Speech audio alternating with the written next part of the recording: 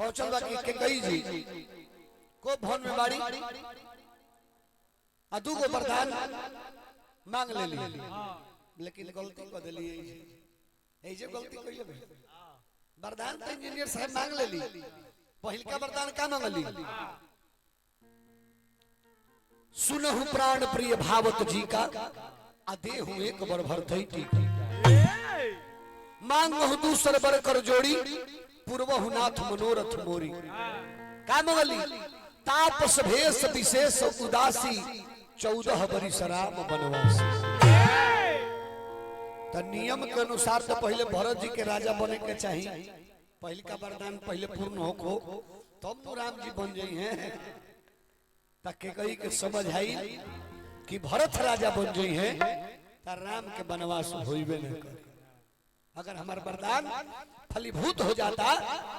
भरत राजा बन जाई है तो राम के वनवास होइबे न करे। तो तुरंत ले कहता रही ओई जे कहली होत प्रात मुनि भेष धरी जौन राम बन जाही मोर मरण राउर अजसु नृप समझाऊं होत भोरे राम वनवासी के भेष में यदि वन में नहीं खन जात तो हम आत्महत्या करब आई दोष रौरा कपार पर तभी खेला भई। अब इन्हें देखी सुबह हो गई और राजा दशरथ जी खूब भवन में गिरल बड़े आईने वशिष्ठ जी सोचा था कि अभी तक ले राजा के दरवाजा खुलल ना कारण का बा जो राजा ब्रह्म बेला में जागे ले 3 बजे सेज छोड़ देवेले जाग जाले आज विशेष दिन बा राम के राजपद देवे के बाद राजा के नींद नहीं के खुलो बड़ा आश्चर्य के बात बा। तो सुमंत जी के बोला के कहत रे का कि भरम में डूबल बाट मनवा निर्गुण के ठाठ भरम में अरे डूबल बाट मनवा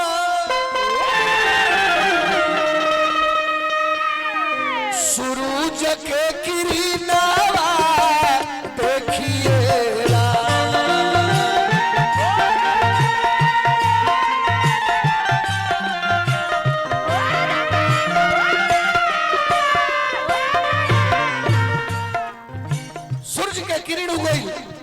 राजा के दरवाजा ना खोलो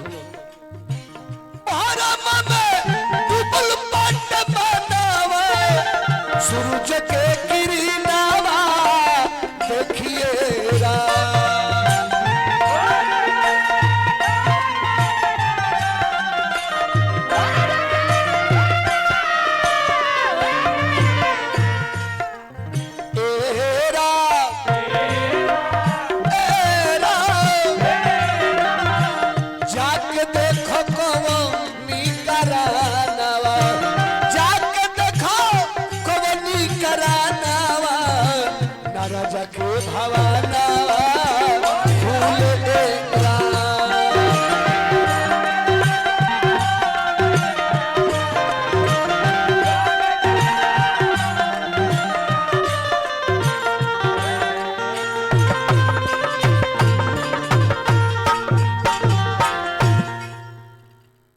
सुमंत जी गुरुदेव के बात सुन करके जात रहे राजा के भवन में और राजा हिले नहीं पता लगा वो खूब भवन में पहुंचा था रे खूब भवन में जाता रे तो क्या दिखाते रे कि सिंहनी के भांति के कई बैठल बाड़ी असहाय सिंह के भांति महाराज धरती पर गिरल बाड़ी हाँ राम खाली रामचंद्र जी के पुकार तारे कहले कि महाराज जाके प्रणाम कैले महाराज ई दशा राजा कुछ बोलत नहीं खल के कही कहली कि मंत्री जी महाराज अपना पुत्र राम से कुछ कहल चाहता नहीं और वह राम के जाके भेजी। सुमंत जी आदेश पा करके तुरंत गए राम जी की हाँ आ कहले कि हे राम और पिताजी रवा के याद कैले लिया कैले भगवान जब पिता के दशा के देखनी प्रणाम कैनी अब पिता के सिर अपना गोदी में लेके जब राम जी की आवाज दशरथ जी सुन ली तो चेतना आई कहले कि हे पिता आखिर कौना कारण दशा भइल बा। अब दशरथ जी बोले के शक्ति नहीं के कई कहा तरीके बेटा बहुत बड़ा कुछ बात बाना कल की का बात बा माई तू ही कह बाबूजी ने कह तो तू ही कह के कई जी कहली कि हे राम दू गो वरदान रहे हम आज मांग लेनी एगो से भरत के राज राम जी कहले कि ओहो ई त हमारा मन के बात रवा कह दे हे माता ई त मन के बात कह देनी रवा हम तो चाहत रही कि हमार भरत राजा बनस हम ही काहे राजा बनो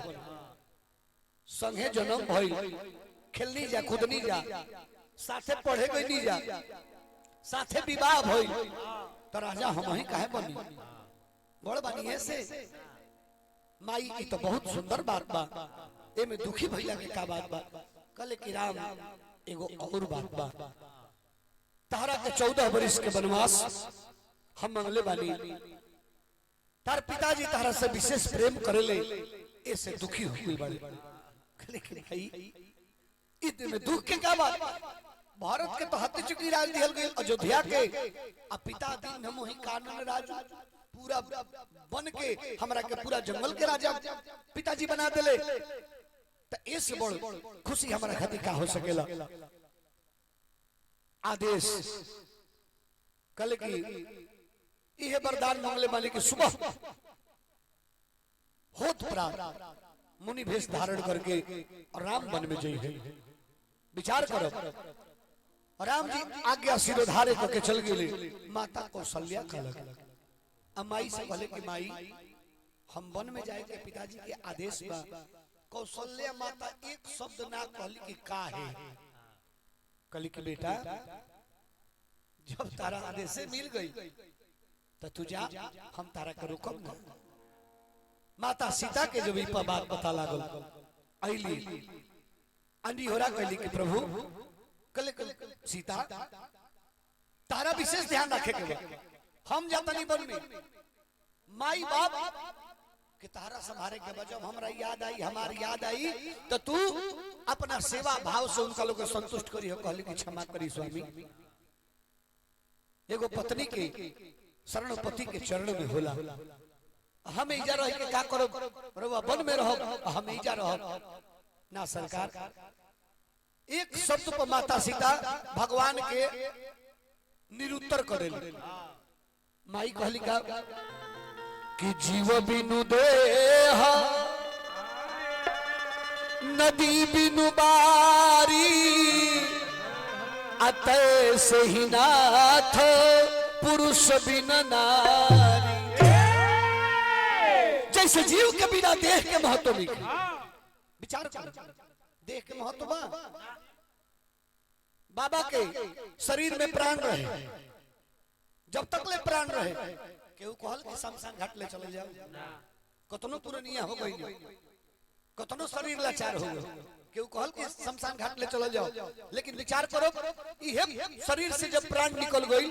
तब परिवार के कोई सदस्य ई कहो कि ना हमार बाबा हवे ना हमार बाबू हवे ना हमार नाना हवे इनका के 1 महीना और सेवा करे दो प्राण निकलते ये चर्चा होके लागल कि सुना काम खत्म हो गई अब जितना जल्दी हो सके घाट पर ले चले के तैयारी कइल ये जीव बिनु देह नदी बिनु बारी नदी में जल ना होखे तो नदी के कोनो महत्व बा कुकुरो पार करी आदमी के तो बातें छोड़ दो ऐसे सीता जी कहली कि जीव बिनु देह नदी बिनु बारी तय सहीनाथ पुरुष बिनु कहतरी सीता जी कि जइबो तू बनवा ए छोड़ के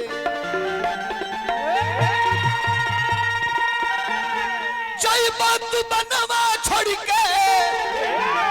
अरे हमरा के भवनवा मोर सजनवा हो मोर सजनवा हो आ कैसे के राखब अब परान सजनवा हो मोर सजनवा हो कैसे के राखब अब परान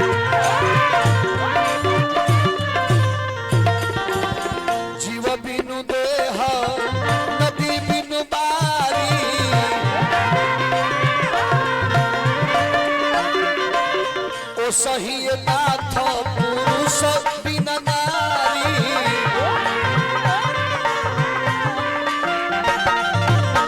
ए सरकार, हे स्वामी, हम कैसे रहो? लगी है भयावन रे कालू से, लगी है भयावन कल से, लगी है भयावन कल से, घरवा यज्ञवा मोर सजनवा हो, कैसे करा तुम परा सजनवा हो, मोर सजनवा हो, कैसे करा खबियू परा।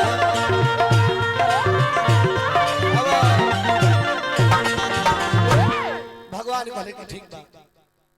चले के तैयारी करो। तब तक ले लक्ष्मण जी के पता लगा। लक्ष्मण जी जल्दी कि भैया वन में जाता रही, भागल भागल राम जी का लगे ले, कले कि भैया सुननी है कि वन में जाता रही, कले कि हाँ लक्ष्मण हम वन में जाता नहीं, भरत शत्रुघ्न जब बाड़े ना, विशेष जिम्मेवारी तहरा पोबा, माता पिता साथ में प्रजा गुरुजन सबके ख्याल तहरा रखे के बा। कहले कि हम कुछ नहीं खींच,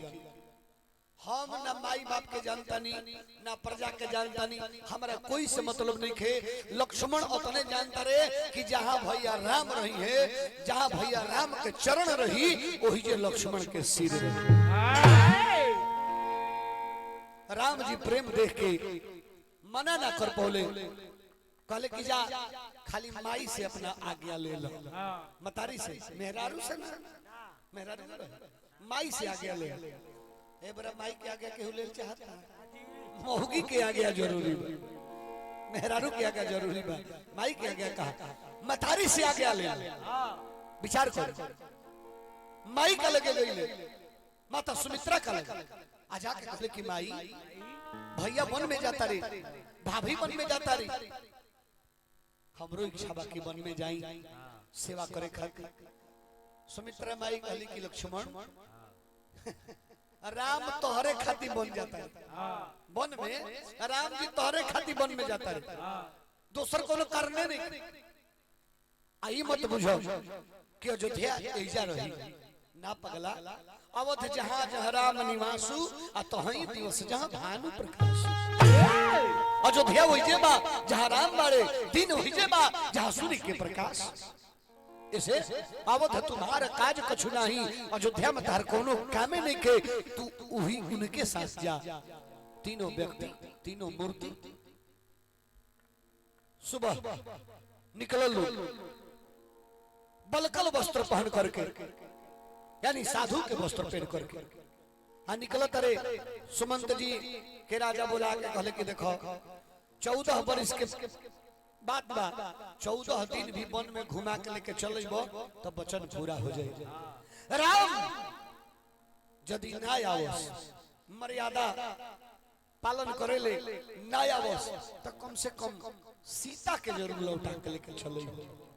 तबे हमर प्राण रही, अना तो ना रही।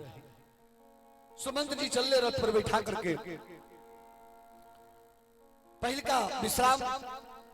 तमसा नदी के तीर पर सब लोग सुतल, आ पूरा अयोध्या बासी गई, कोई अयोध्या में रह नहीं गई, लड़का बूढ़ जवान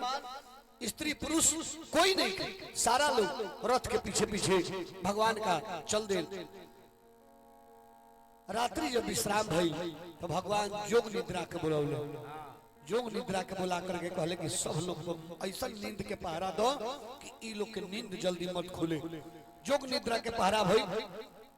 सब लोग जब प्रगाढ़ निद्रा में सुत गई तो भगवान सुमंत जी से कहनी कि ऐसा रथ चलाई कि रथ के चाका के निशान राही पर मत रहो, न तो ई रास्ता देख के निशान देख के हमरा पीछे पीछे चले। ये प्रकार से रथ चलल कि राही में निशान मत मिलो। सुबह जब जागल लोग तो राम जी के ना पा करके हाँ राम कहते अयोध्या वापस लौट गई लोग। अब भगवान गंगा जी के तीर पर पहुंचल बानी, जहां निषाद राजगुह से भेंट होता। बबुआ हो, निषाद राजगुह से भेंट भइल, भगवान मित्रता कोई नहीं, अब मित्रता करके अब बुलाओ तारे। और बहुत लोग जाने ला कि निषाद राजगुह आ केवट एके होल ना। निषाद राजगुह निषाद के केवट के राजा रहे, आ केवट जोन आइल पानी लेवे गोड़ धोए खाती नाव पर चढ़ावे खाती उ अलग उ घाट पर नाव चलावत रहले। तो भगवान बोलौनी मांगी नाव न केवट आना आ कहीं तुम्हार मरम मैं जान। अब चौपाई के विद्वान लोग अलग अलग अर्थ लगावेला। मांगी नाव न केवट आना मंगले ना ले आई, मंगले लेके आवो ना ले आई। आ कुछ विद्वान कहले कि मांगी नाव न केवट ना मंगले लेके चल आई। मंगले ना मांगी नाव न मंगले ना लेके चल आई। आ एक विद्वान कहले कि मांगी नाव न के मंगले लेकिन कहलस कि ना लेके ना आई। हां अब देखिए एक कथा एजा से अलगे एगो चल जाई, केवटला केवट संवाद हो जाई। आई एजा से हमनी को दशरथ जी का और लेके चलब जाए। यानी भगवान केवट भगवान के चरण धोले। हम एगो प्रवचनकर्ता के मुंह से सुनी कि केवटे ऐसा एगो भक्त बाड़े कि भगवान के एगो गोड़ पर खाड़ कर देले, एक गोड़ पर खाड़। कब कठौता लेके आई, कठौता काहे लेके आई? देखलस कि इसका चरण के धूली में भाई जादू बा। चरण के धूली पत्थर में ठेक जाला तो मेहरारू बन जाले। हमर नाव में ठेक जाई तो काठ के नाव हियो हैं आ काठ के नाव पत्थर मेहरारू बन टाइम में निकल तो काठ कितना देर लगे। तो गोइल जब ले आवे कठौता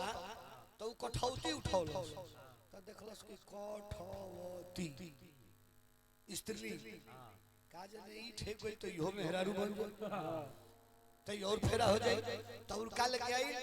कठावता, कठवता बड़ा कलश की ई अगर बनबो करी तो पुरुष बनी, तब पुरुष बनी तो एगो हमार सहयोगी हो जाई तब ठीक रहे। जन्नी उ जब भगवान के चरण कठौता में धो के धोए लागल तो एगो गोड़वा डाल देस भगवान तो धो लेवे। आ फिर कहे कि दूसरे का धोई तो अब गोड़ धो के आ भगवान खड़ाऊ तो पहले नहीं खल नंगे पैर बाड़े। आ जब बहरी धरस आ हई गोड़वा फिर डालस तो हई गोड़वा भीजल मते में धूर लग जाए। तो कहे कि प्रभु फिर धूर लग गई। हम धूरे नहीं खी रहे दिल चाहत, धुरवे में दोष बा, धुरवे में जादू बा, तो धूर रहे नहीं दिल चाहत। तो फिर हई धो के हटाई भगवान तो फिर हई धोए। तो भगवान कहले कि बताओ कि तू सही धोत रहब त ई त धूर लागले रह, ई माटी लगबे करी, जब गोड़ निकालब तो माटी लग जाई, उपाय बताओ। त कहले कि एगो काम करी, एगो गोड़वा ध दी आ दूसरा का गोड़वा उठा ली। आ कहले कि गिर जाई तो कहते कि ओकरो उपाय बा, अपन हाथवा हमरा मुड़िया पर ध दी, अपन हाथवा हमर माथवा पर ध दी, सहारा बन रही। तो भगवान के गोड़ पर खाड़ करा के आ चरण पकड़ ले। देवता लोग फूल के वर्षा कइल कि आज है केवट से धन्य कोई दोसर बा। आइने सुमंत जी नाव पर बैठले भगवान। तो नाव चले से पहले सुमंत जी के भेजत रे बरबस राम सुमंत पठाए बरियारी भेजत रे। जाए के इच्छा नहीं करत, बरबस राम सुमंत पठाए बरियारी भेजत रे। कहले भगवान कि हे सुमंत जी पिताजी से प्रणाम कहब आ कहब कि 14 वर्ष बहुत दिन नहीं खे, लौट के आके और दर्शन करब। सीता जी कुछ कहे के चहली, गला अवरुद्ध हो गई। लक्ष्मण जी कुछ कहले लेकिन ये जब वर्णन गोस्वामी जी एकरा के छिपा ले बने विचार कर। जब सुमंत जी ओजा से चल ले अयोध्या खातिर तो दिन में ना आवे की इच्छा नहीं के, घोड़ा अयोध्या कोई लिखे चाह। दिन बिता करके अनहार भइल तब अयोध्या में प्रवेश कइले बाड़े। आ जा करके महाराज के प्रणाम करता रे। देखी सचिव जय जीव कही किन्हे सी दंड प्रणाम, सुनत उठो व्याकुल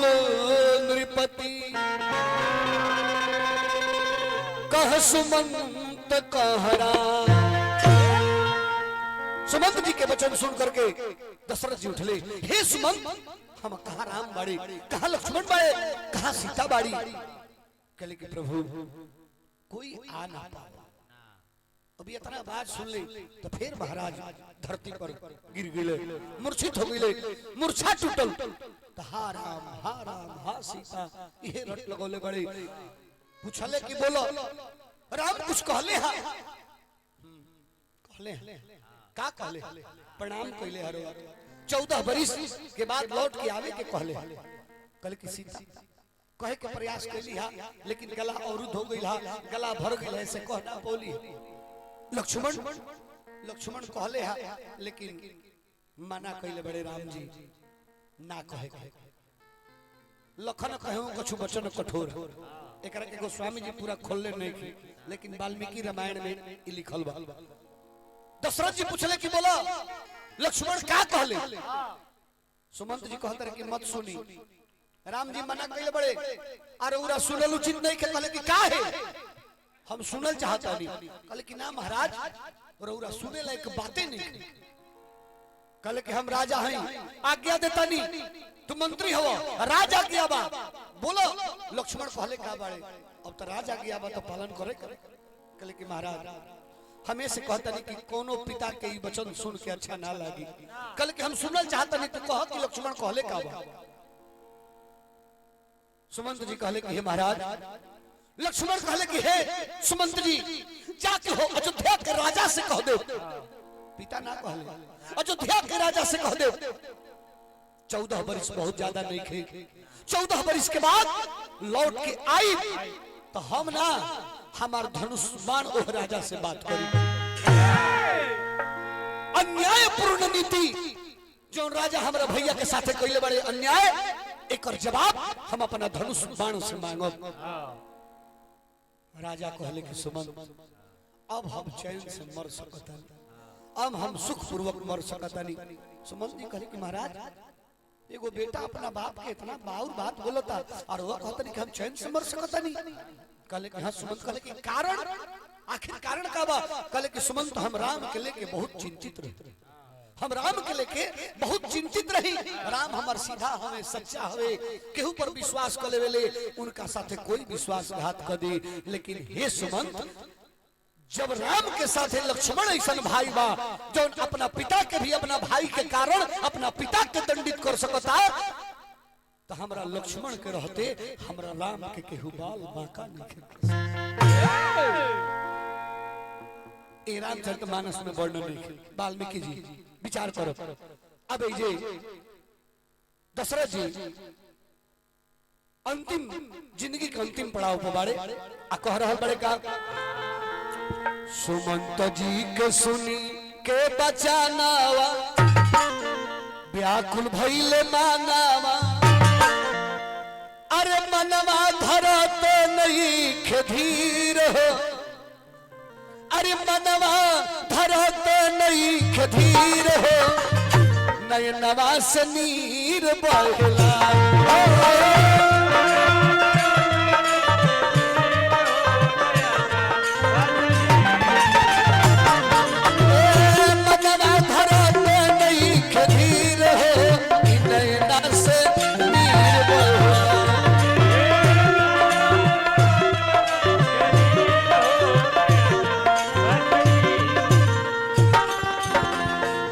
बड़े राम लखन कहाँ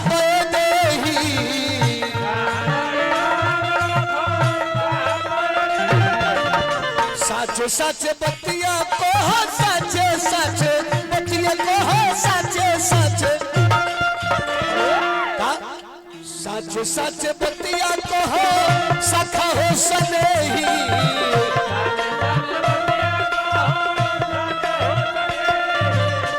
लागता की बाची ना परानावा बुझा तक ये प्राण ना रही लागता की बाची ना परानावा व्याकुल भइले मानावा मनवा धरत नहीं खधीर होई नए नासनीर बोला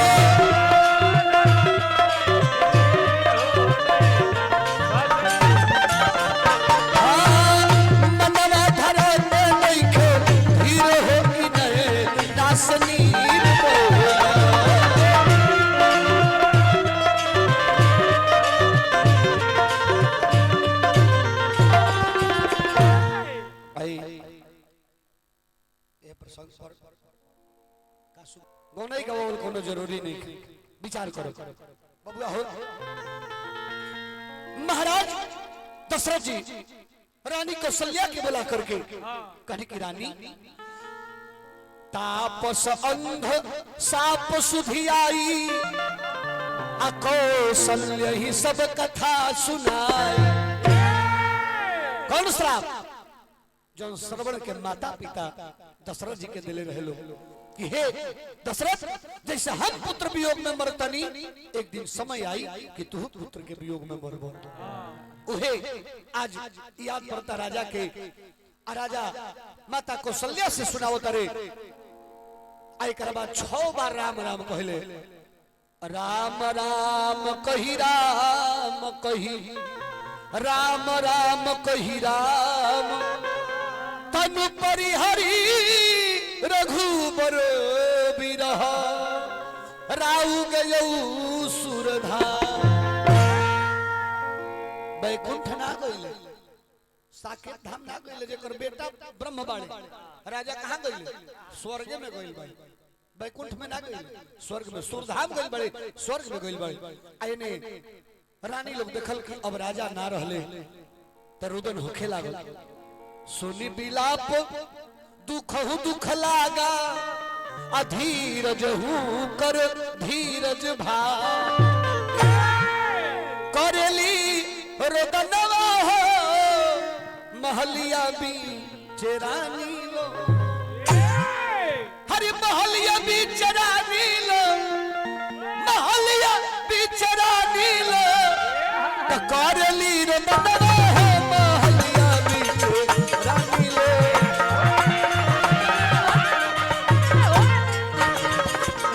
करेली रोदनवा हो महलिया बीच रानी लो। सुन बिलप दुख दुख लागा धीरज हूं कर धीरज भाग परली चरणवा हो महलिया बीच रानी लो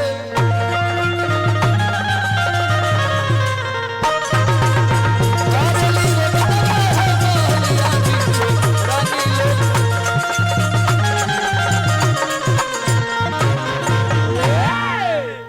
समाचार गुरुदेव के यहाँ गए वशिष्ठ बाबाई राजा के पार्थिव शरीर के तेल नाव भरी नृप तनु राखा अदूत बुलाई बहुरी सभा। दूत के बुला करके कहले कि हे दूत चल जा कह देश में जहाँ भरत जी और शत्रुघ्न जी मोहर में बाड़े अतने कही हो कि गुरुदेव शीघ्र आते शीघ्र तारा के याद कैले समाचार मत कही खाली इतने कही कि गुरुदेव याद कैले आवने भरत जी कुछ स्वप्न देखत रे जागत रे तो शंकर जी के अभिषेक कर लगले कि हे भोलेनाथ हमरा घर परिवार में सब लोग के बनौले रही हो कोनो अमंगल ना होखे तब तक ले दूध पहुंचाता रे जाके कहता रे कि हे भरत जी गुरुदेव रे के याद कैले बड़े वायु के वेग से चले वाला घोड़ा रथ में जोतल जाता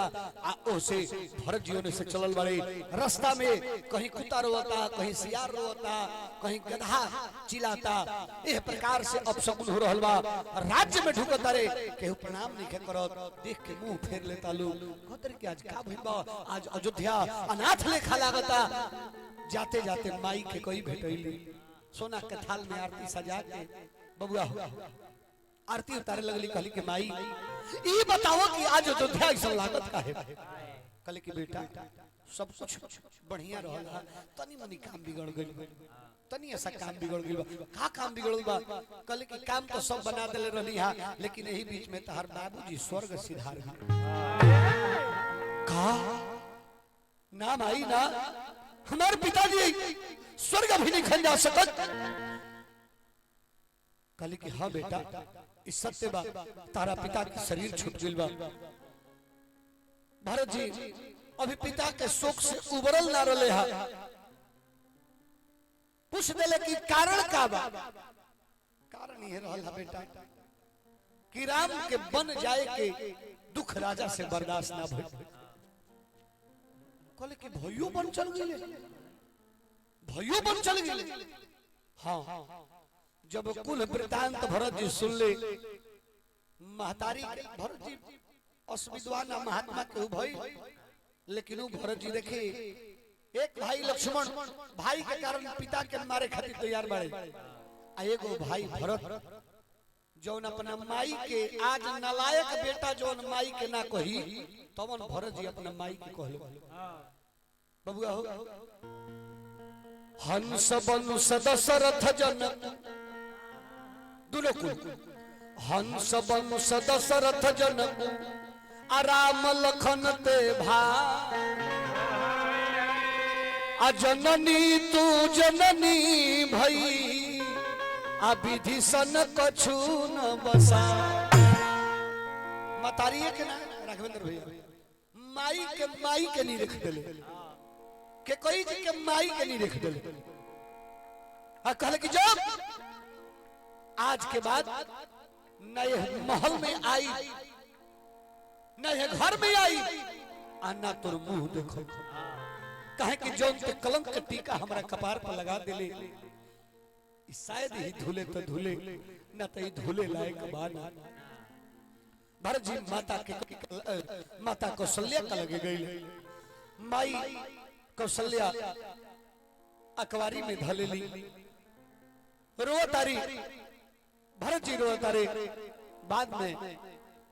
माता कौशल्या के बुझाई कहीं राम के वियोग में भरत के प्राण न छूट, इसे समझावे लगली समझौली। एक बाद गुरुदेव कहले कि भरत अब पिताजी के अंतिम संस्कार करे के तैयारी कर, तारे चलते कार्य रुकल बा बबुआ हो। सुनहु भरत भाभी प्रबल बिलखी कहे मुनिनाथ, हानि लाभ जीवन मरण, जस अपजस विधि हाथ। हे भरत शोक मत करो, छौ गो चीज विधाता के बस के चीज बा, हानि लाभ जीवन मरण जस अपजस विधाता जेकरा के चाहेले उनका के देवेले, ई मनुष्य के हाथ के चीज नहीं है। ऐसे अपना बाबूजी के हो अपना बाबूजी के कर भर काम क्रिया, अपना बाबूजी के हो अपना बाबूजी के कर भरत काम क्रिया, अपना बाबूजी के अपने बाबूजी के कर भरत काम क्रिया, अपना बाबूजी के